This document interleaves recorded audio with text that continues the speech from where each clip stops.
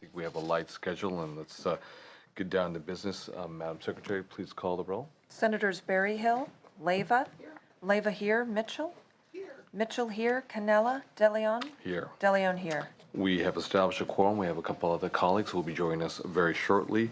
Why don't we go to file items number 3, or I should say, yes, file item number 3 through 5. File item number 3 through 5. If I get a motion, we have a motion made by Ms. Leyva. Madam Secretary, please call the roll. Senators Berryhill, Leyva. Leyva, aye. Mitchell. Mitchell, aye. Cannella. Aye. Cannella, aye. DeLeon. I don't know. Aye. DeLeon, aye. Okay. Aye. Motion passes on a 4-0 vote. We are making fools of ourselves, of our colleague here, Ms. Lois Wolk. Yeah. Ms. Lois Wolk, welcome. I know you want to come up and you want to introduce the appointee for the governor. That's Mr. David Bunn, Director of Conservation. Please comment on both. Mr. Bunn, so Senator Lois Wolk will introduce you, and after she introduces you, if there's any friends, family, loved ones that you'd like to introduce, please do so, and then you'll go ahead and make your statement, and we'll go to a Q&A by the members, and we'll start with the venerable Senator Lois Wolk.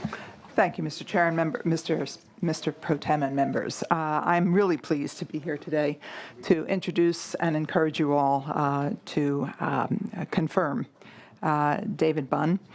He was appointed, he's not a stranger to this building nor to these issues. He was appointed Director of the California Department of Conservation last year on June the 18th.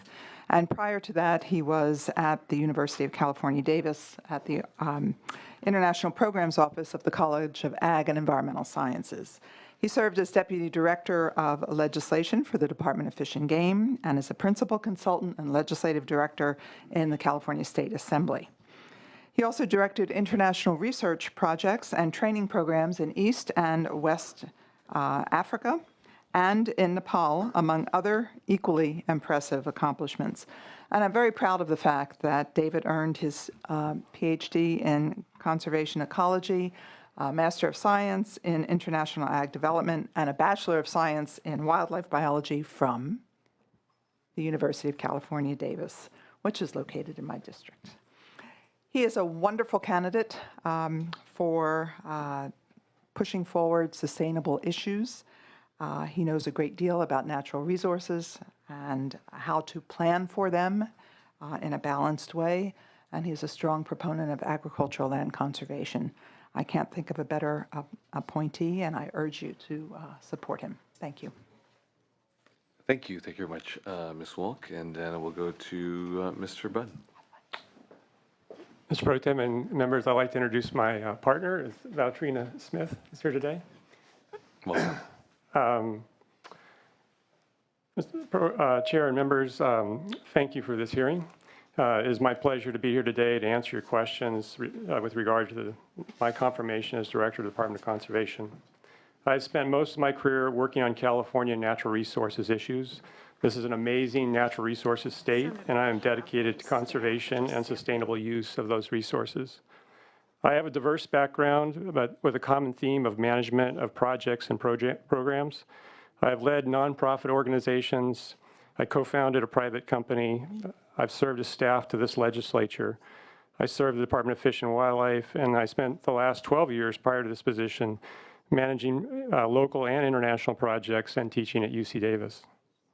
As director, it is my top priority to improve the management and operations of all the divisions of the department so they can effectively implement all their legislative mandates to provide highly technical information to local agencies and to protect the environment while regulating the use of natural resources. Improving management and operations includes recruiting highly qualified people, establishing technical and manager training programs, overhauling business and IT systems, improving analytical and scientific capacities, effectively implementing new laws and regulations, and improving communications and transparency of the department's activities. My top program goals are to complete the overhaul of the Division of Oil, Gas, and Geothermal Resources, to enhance the department's orientation toward outreach and providing technical assistance to local agencies and stakeholder groups and making information more accessible. The third program goal is to strengthen the department's effectiveness and capacity to support conservation of agricultural lands and associated habitats, and to support reductions in greenhouse gases that are associated with the working landscape. The fourth program goal is to efficiently implement reforms of the Surface Mining and Reclamation Act as enacted this year by this legislature. We will looking forward to implementing those new measures. I'm happy to answer your questions. Thank you very much, Mr. Bunn. We'll start with questions and answers from the members. We'll start with Ms. Leyva. Thank you, Mr. Pro Tem. I do not have a question. I just want to say that you seem perfectly well suited for this job, and I think we'll be lucky to have you. And Senator Wolk's endorsement doesn't hurt either. Okay, thank you, Senator. Thank you. Thank you, Mr. Pro Tem. Thank you, Ms. Leyva. Mr. Berryhill. Thank you, Mr. Pro Tem. We had a good talk also. Thanks for coming by this morning. The last report your department did on abandoned mines in the state was 16 years ago. There are an estimated 47,000 abandoned mines in the state.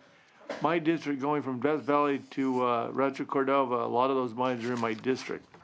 What is your department's plan to address mines that pose the most environmental and safety dangers? As we talked about in my office, there's some mines that are just seeping. And what are some of the things we can do? Well, the main role of our department is helping to prioritize which mines are the most hazardous. And there's two forms of concern. One is whether they have a physical hazard, somebody could fall into one or they could collapse. The other is when the mine is actually leaking toxic materials, which is usually a much more expensive and large effort to clean up.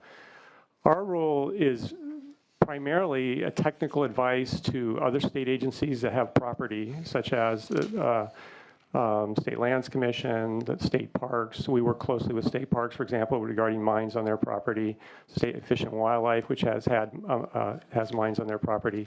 We also work with the state and federal agencies. So our role in plugging mines is to provide technical assistance, and in some high priority cases, we have a small fund that we do, and we'll bring them to bear on the priority mines. And we determine priority mines really in a kind of a coalition effort with all the state and federal land entities that have mines on their lands.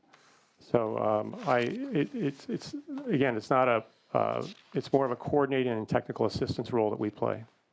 All right, thank you. No more questions. Thank you very much, Mr. Berryhill. Our Vice Chair, Mr. Cannella.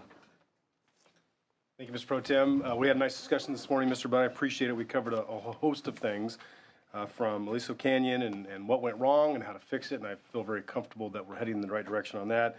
The renewal plan for your department, hydraulic fracturing, which I appreciated your input on that, and then the Williamson Act as well. I thought you have a good grasp of all the issues, and so I'm very comfortable with this position. I just would like to say moving forward, again, as we talked about, that it's important that we meet with all stakeholders, right? That sometimes our friends in the environmental community make the most noise and really have the rallies and various things, but it's also important to meet with the other side as well and get their perspective. And I believe that you're doing that, and I appreciate that. I just would like for you to continue doing that moving forward. So thank you. We meet with industry and all stakeholders every day, all day. Yeah, that's an issue.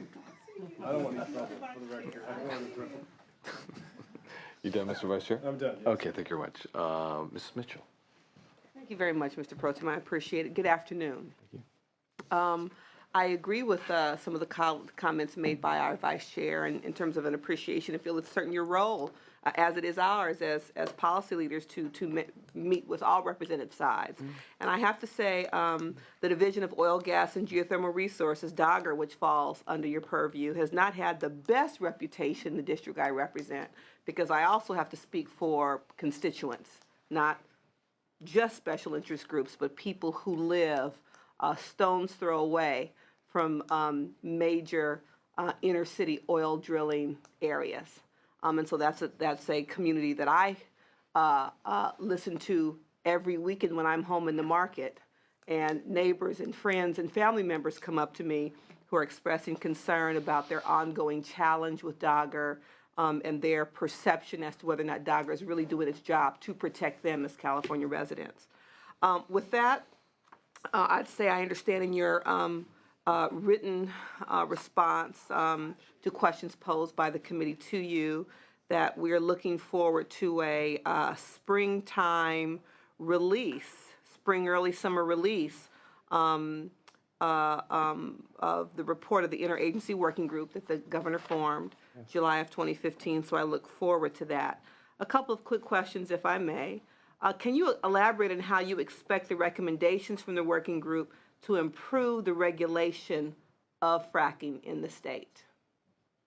Well, there's a couple things. One is I don't think we had all the science. You know, in SB4, one of the requirements was there was to do a science study, and that first study was done, and it spelled out some areas where we need some additional science. So one of the things the interagency working group is evaluating the results of that science and what's the additional science we needed. For example, it generally concluded based on existing literature and information is that in California, seismic issues are not generally thought to be a problem with regard to fracking. However, it's not 100% certain. So one of the things I don't know what the interagency is going to, task force is going to conclude in a month or two, but it's high, I think, in fact, we are going to contract for additional study with the national labs to look at the issue of seismic safety. That's likely to be one of their things. So as soon as we learn more information and new science findings about any of these issues, we will incorporate them into either future amendments to regulations in our daily operations. I think right now, compared to a few years ago, our department has dramatically changed in terms of its orientation toward using good science for all of its activities. Yeah, that certainly will be a relief to my constituents who are in the Baldwin Hills, Ladera, Culver City area. You know, very fascinating kind of geographic terrain, if you will, compromised. They certainly believe as long-term residents there by the drilling and fracking that goes on in that oil field. Under SB 21, how will you use the information reported by the oil and gas producers to improve oversight of drilling activities? That's a critical concern that we've heard in the legislature over and over again. 21, I'm not... Senate Bill 1281. 1281, okay. Excuse me, 1281. Senate Bill 1281 is the reporting of the water use in oil production. And so that data comes in quarterly. It's an extensive amount of information. And, you know, we're looking, I think our first thoughts were, well, how much water is being used? And is it, you know, and are there ways to reduce the amount of water? It turns out, actually, the report found that we actually, for example, with regard to fracking, there's fairly little water, fresh water used for fracking. It turns out to be about 2,500 acre feet.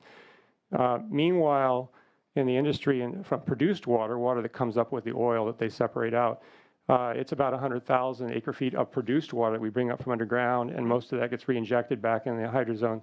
So and then a number of these sites in the state, actually two in particular, actually filter some of that water. So the net water is actually from the industry in this area is actually a net gain of water. But what we did find, which is good news, because I think I had that worry too before we knew the data, was how, you know, in this time of drought, how much water is being used, and is it, you know, what does that mean? And I think the good news is in the state of California, by the nature of fracking, that it's actually a fairly small amount of water. And then what's the quality of the water that you're counting in your net gain? Well, the quality is there's two companies in California that actually use reverse osmosis to filter water that looks like it has potential for beneficial use. And that water is tested. It's usually, in one case, it's actually put into Pismo Creek, and during the drought, it was permitted by the Water Board and the U.S. Fish and Wildlife Service because it was the only water that kept steelhead trout alive in that creek during the last couple of years. And that water is actually goes through a $50 million reverse osmosis. And they have to chill the water, and they actually have to add salt because they clean it up so clean to make it work to meet the standards of the fish. The other one is in Kern County, and again, that water is delivered to a irrigation district that's been using it for a number of years. And lastly, for me, Mr. Pro Tem, you know, one of the complaints we've heard as a result of, various pieces of legislation, lots of conversation, specifically with regard to Dogger's capacity. How can you ensure us that not only some of the more recent regulations, but also new technologies that I'm sure that oil and gas production companies will continue to develop as they should? How will we know that those new stimulation techniques that are going to be put into practice in the field will have ongoing oversight and regulation, and we won't have to have external pressure to bring that to bear or some unfortunate incident? Well, something happened in the last few years under this administration. The governor reached out to the national labs, and the previous oil supervisor, Steve Bolin, was one of their directors, and he came to work for us for 18 months. And he was very, very focused on increasing our science, reaching out and hiring new people who had a higher level of scientific skill.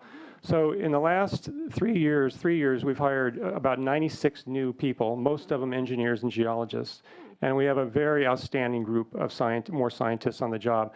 We needed those, frankly, I would say we were quite understaffed years ago, but with the new mandates and to do it well, we needed those folks.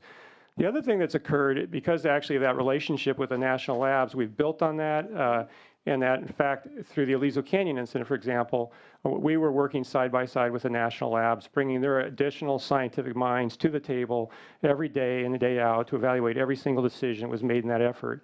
That basically has created, we have a very good relationship with them now, and we actually just keep a couple of national labs on retainer because we use them so frequently. And so we have our own scientists. The other thing, I mean, unfortunately, the oil prices have dipped down dramatically in a few years, and we actually are a beneficiary of that. We brought in some of the top engineers and geologists that were consultants to the industry, and I think they've turned out to be fabulous, incredibly professional. Several of them were key and instrumental in helping us deal with Aliso Canyon. And so the whole science of our department has changed dramatically. It has, frankly, just about everything else in the division of oil and gas. We're about 2 years into a 4-year effort to pretty much dramatically overhaul. And I would say, even compared to 2 years ago, we're quite a different organization. So it's good. Thank you very much for your responses. Thank you very much, Ms. Mitchell. I think Ms. Mitchell actually asked a lot of questions that will actually suffice for me. I'm going to ask for individuals who are in support of today's nomination, Mr. Bunn, or Dr. Is it Dr. Bunn? Yeah. Dr. Bunn, PhD Bunn, to please comment up. Those in support, I would ask you to be very brief. This is not testimony committee. This is just speak the positive idolations that you have for Mr. Bunn, and let's just move on. Bill Alio for the Environmental Working Group. Sorry I missed the beginning of this, as I thought it was the old 1:30 time. On January 4th, 2011, I'm the person who walked into Dogger and said, do we frack in California? So I'm kind of central to this and kind of kicked it off back 5 years ago. A lot has happened then, and more importantly, we found that a lot of other things were wrong at Dogger. Not only were they turning away from fracking and regulating it, things were in disarray in many regards, including transparency, enforcement, et cetera. So we've had a lot of changes since then.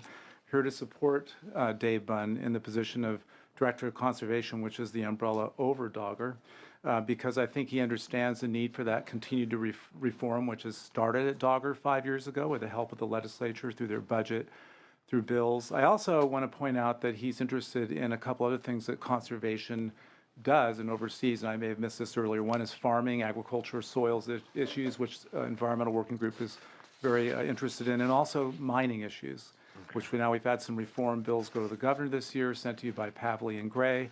So I think he's interested in those aspects of the department too, even though Dogger will probably continue to get the most attention. But most importantly, I think he understands that track that they're on, and we're getting better all the time. There's blips, major ones like Aliso Canyon, but we're getting there, and I think he's the person to continue that. Thank you. Thank you. Thank you so much for your testimony. Next, witness in support.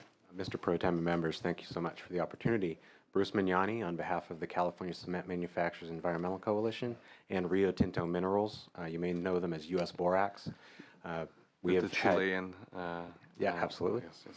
We have had great interaction with Mr. Bunn on several issues, including the Surface Mining Act Mining and Reclamation Act reform bills. He came in and helped carry that to a conclusion across the finish line. Those bills have now been signed into law, and we look forward to implementing those changes. He also took the time to come down and tour our facility down at Rio Tinto and see the operation, and with his experience in environmental issues, actually with our environmental staff, provided great input on several areas of our operation that have turned out to be very beneficial to us, and it just shows the level of cooperation and knowledge that he'll bring to the department. So thank you very much, you. and we urge your support. Thank you very much. Any other witnesses in support? Any other witnesses in support? Seeing none. Those in opposition? No opposition. Mr. Bunn, it's clear, Dr. Bunn, that you're very well qualified. And just to sort of underscore a few points that Ms. Mitchell had just made a few moments ago, Doggard is a agency that's been under the watch very closely, not just by this legislative house, but by the press as well. There are a few agencies right now in government that have lacked for a whole variety of reasons. Where do we begin? DTSC, DPR, under natural resources, Doggard, conservation. The list could go on and on and on, but what's needed here is transparency and accountability, and that means it's leadership. Leadership is needed. I suspect that Senator Mitchell, for a prolonged period of time, Senator Fran Pavley will be termed out at the end of this year, but Senator Mitchell, as well as others, will still be here, and they'll be keeping a very close, watchful eye of Doggard, especially given, I know the area that she's making reference to, Ladera Heights, Baldwin Hills area, and I forget the name of the street to go over to get to LAX. Sometimes you want to take the shortcut. La Cienega. La Cienega. You see it all over. I lived on La Cienega. Yeah, so you know it well. You know it well. It's one of the unique places in America, actually. I remember speaking to an oil guy who has a lot of holdings out here in California, especially in Kern County, and he had mentioned to me that there is no place either in the nation or in the world that has more oil deposits, or it was either that or no place geographically in the world of any city that had more oil deposits than the Los Angeles Basin area. It's the deepest oil well in the world from top to bottom. Oil reservoir. And then when you sort of see the turn of the century pictures of Los Angeles back in the day, which is quite stunning, especially when you see the movie There Shall Be Blood, and you see for us, like Los Angeles, like we'd never seen it before, with the oil wells, and it's quite a scene. But obviously, you're very well qualified for this position. You're a very good appointment by the governor. I see Nettie's here again. They bring up the big hitters today. And we look forward to your approval of this confirmation. So therefore, is there a motion? We have a motion made by Ms. Leyva. Madam Secretary, please call the roll. Senators Berryhill? Leyva? Aye. Leyva, aye. Mitchell? Aye. Mitchell, aye. Cannella? Aye. Cannella, aye. DeLeon? Aye. DeLeon, aye. Mr. Bunn, Dr. Bunn, Berryhill, aye. Berryhill, aye. you pass on a 5-0 vote. Congratulations. Thank you very much. Without colleagues, we'll go back onto the floor, and this committee hearing is adjourned.